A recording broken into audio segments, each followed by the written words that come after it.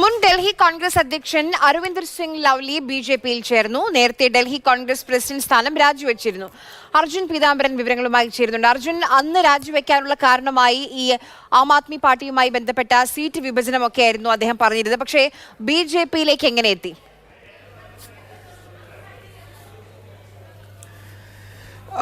Arvinder Singh lovely മുൻപൊരു BJP കാരൻ തന്നെയായിരുന്നു. പിന്നീടാണ് കോൺഗ്രസിലേക്ക് വന്നത്. അദ്ദേഹത്തെ സംബന്ധിച്ചിടത്തോളം ഒരു ഗർ വാപ്പസി മാത്രമാണ് BJPയിലേക്ക് മടങ്ങിപ്പോകുന്നത് എന്ന് പറയാനായിട്ട് സാധിക്കും. എന്തായാലും അന്ന് കോൺഗ്രസ് അധ്യക്ഷ സ്ഥാനം രാജിവെച്ച ശേഷം BJP ഉൾപ്പെടെ മറ്റ് പാർട്ടികളിലേക്കൊന്നും തന്നെ പോകാൻ നിലവിൽ ആലോചനയില്ല എന്ന് പറഞ്ഞിരുന്ന ഒരു നേതാവാണ് ഇപ്പോൾ പെട്ടെന്ന് തന്നെ BJPയിലേക്ക് പോയിരിക്കുന്നത്. അരവിന്ദർ സിംഗ് ലവ്ലി മാത്രമല്ല, മറ്റ് മുതിർന്ന 4 കോൺഗ്രസ് നേതാക്കൾ മുതിർന്ന കോൺഗ്രസ് നേതാക്കളും ഇപ്പോൾ BJPയിലേക്ക് ചേർന്നു. അങ്ങനെ 5 പേരാണ് ഇപ്പോൾ കോൺഗ്രസ് വിട്ട് BJP പാളയത്തിലേക്ക് എത്തിയിരിക്കുന്നതെന്ന് പറയാനായിട്ട് സാധിക്കും. ഈ അംഗത്വം എടുത്തതിന് ശേഷം ഡൽഹിയിലെ BJP ആസ്ഥാനത്ത് എത്തിയായിരുന്നു അംഗത്വം എടുത്തത്. അതിനുശേഷം അദ്ദേഹത്തിൻ്റെ ആദ്യ പ്രതികരണം എന്ന് പറയുന്നത് ഡൽഹിയിൽ BJPക്ക് കീഴിൽ വീണ്ടും ജനങ്ങൾക്ക് വേണ്ടി പോരാടാൻ, ജനങ്ങൾക്ക് വേണ്ടി സേവിക്കാൻ ഒരു അവസരം കൂടി ലഭിക്കുന്നു.